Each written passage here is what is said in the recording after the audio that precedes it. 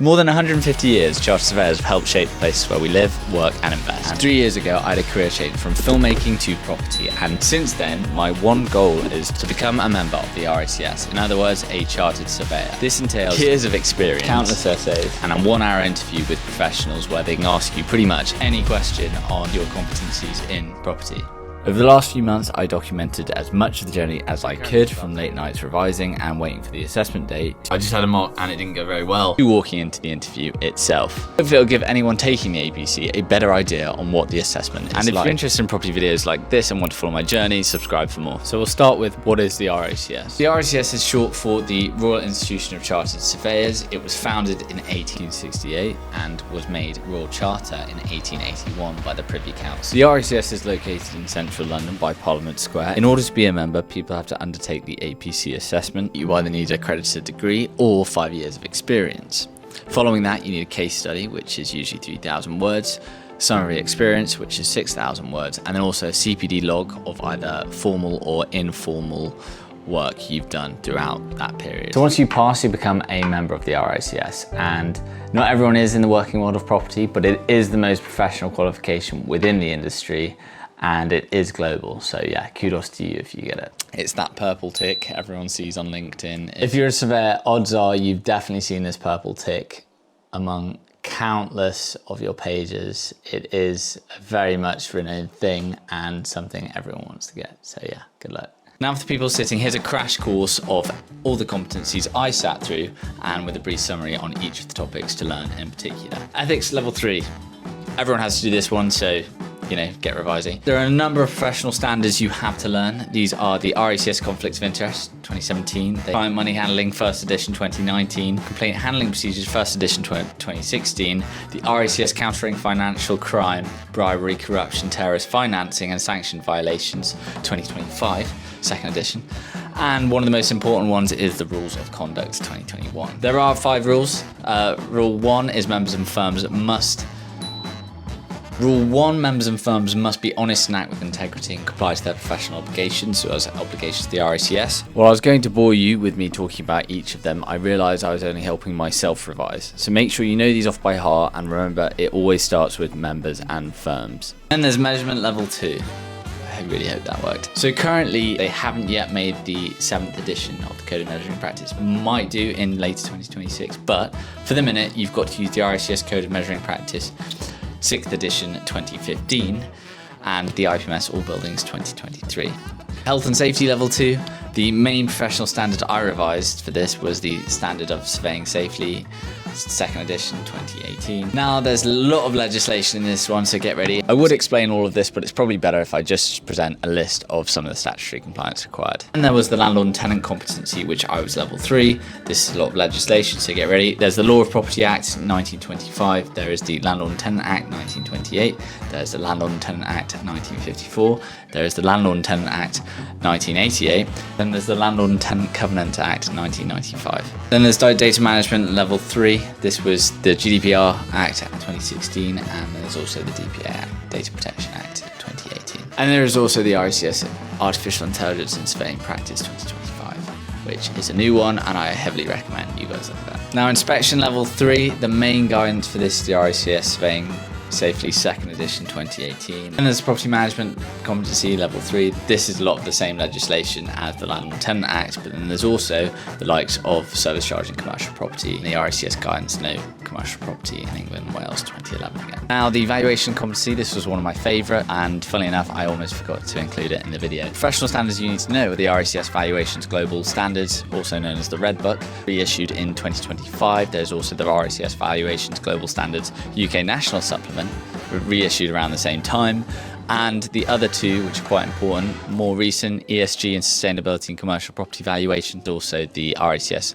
Comparable Evidence in Property Valuations. These are all critical to know, and it is also very important that you know the different valuation methods and approaches. It is worth noting that all competencies, when writing, it requires an example of levels 2 and 3, roughly 2 or 3 examples in each. There is also the RICS regulation for the use of social media, which is quite important when making any posts like this. So once that's handed in, what do you do next? Well, the only answer is revision. Yes, you may know how to do the work on a day-to-day basis, but you'd have to know each competency from the foundation to the ground up, essentially. So I didn't explain this well, but you have to do a level of revision whereby if you're asked the question within that hour, you will have to know the answer with no hesitation. So if I was to ask you, what is the RICS? The RICS is a global organisation which promotes competence, professional qualifications, as well as standards and protocols throughout the industry of the built environment. That's the sort of answers you need to give on the day throughout that 1 hour.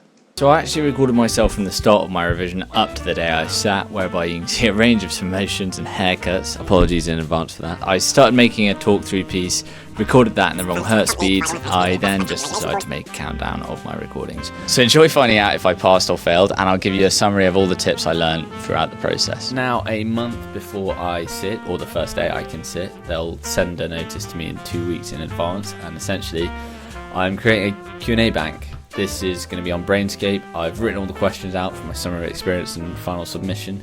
I'm currently at a point of panic or stress even. I'm looking at this now trying to understand why on earth I was stressed. I'm about 4 weeks away. So currently it's about 3.5 weeks until we can sit, essentially, or the first time someone can sit. And I'll be honest, this is a bit of a downer of a video. I've tried organising with my cohort literally every other day for a Q&A. Not every day to be that intense, but to a point where I've tried organising weekly Q&A sessions. Tried doing one last night, no one turned up, which is great. It's great if you're wanting to study. I completely get those people would like peer revision, and sometimes you don't get it, which I'm experiencing right now. So after this, I soon realised I was way too early here. I did eventually do Q&As with my cohort when their nerves started to settle in, but don't worry if you are a bit early like me, I was a bit too keen. But you can't let it keep you down, and this is to my future self, Charles. You've got to keep at it because you need to pass. Tomorrow will be the first day where they can issue a 2-week notice to when you take the exam. To note, this was 8 weeks before I sat. I'm kind of feeling quite comfortable over the few weeks of revision I've done, so quite prepped, but so much volume, and it's just trying to keep the knowledge as well as just learning anything new and up, because they can ask you on anything, which is the only concern. End of March now, if I was to sit the end of April, would be perfect, but if I was to sit anything in May or June or July would be another story. I sat in mid-May. So it is week 3 without getting my APC date, and to be honest, it's taking a bit of a toll. Yeah, so I have been revising. This week I've actually taken it quite slowly, to be honest. At the beginning I did a lot of revision constantly, every day, morning and evening, and now it's come to a point where I am still doing Q&As. I'm doing it mainly in the week, but the odd Friday and Saturday I am taking off because it is a lot to memorise. So we received an email on Friday saying we are included in the 6-week session, so we should be receiving it in the next 3 weeks, but they haven't told a date. So the date's the hardest bit, where you never know. So I received my date.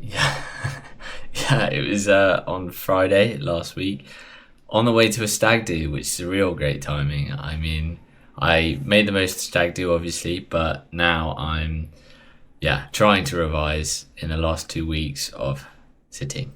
And I mean, it's on the 15th of May. I have about a week and a day. Pretty nervous, to be honest. I've done a lot of revision, but it's just really just remembering it and keeping it there for that long. Obviously, I'm the last person to sit in my cohort at work, which is a great feeling because I don't have anyone to do Q&As with, but I booked about 8 mocks, so feeling a bit better about that. There's no right way to revise. I've done 2 mocks already. I felt good about them, and hopefully within less than a week I'm prepared and ready for what's to come. Okay, so this is 3 days before I sit the APC, and I've done about 10 mocks. No, that's a lie. I've done about 14 mocks and I have another 3 left. So yeah, I am very much ready. Last day before I sit my APC, I am bricking it. It's at 10:45 tomorrow morning, and I've done about 5 hours of revision. I've been watching some television whilst also going through a few notes. And yeah, I think I'm ready. I hope so. And in terms of nerves, I was really freaking out yesterday. And to be honest, I'm kind of ready. And realised nerves, you just got to turn that into excitement. I'm going to probably read through my whole submission again tonight. Not too vividly, and then early bed like 9 tonight, just to make sure I've had enough sleep. Then we go for a run and go do the exam. So I will let you know how it goes. Probably get back as well, because I'm doing it elsewhere because of my signal. So make sure you have Wi-Fi, because if it cuts off, then you'll have to wait another 6 months, which we don't want. So today was the last day. I didn't film much as I was quite nervous on the day, but yeah, I sat it and it went. So I have sat the exam. Yeah, it went okay. They were very positive, nice panel. It's just to a point now where you overthink everything you've said. And you really do go into a hole with it all. They asked, can I attend? After sitting the assessment, everyone asked the same question, how it went. It was all a bit of a blur now, but find out until a week on Friday. I need some rest, definitely. I'm going out for drinks tonight. I would advise you have plans after you sit, just to make sure you're thinking about something else, because yeah. Have a week. But at the end, they seemed very good, and they said if there's anything you want to say. I just said I've been wanting to be a Chartered Surveyor for 8 years, which is true.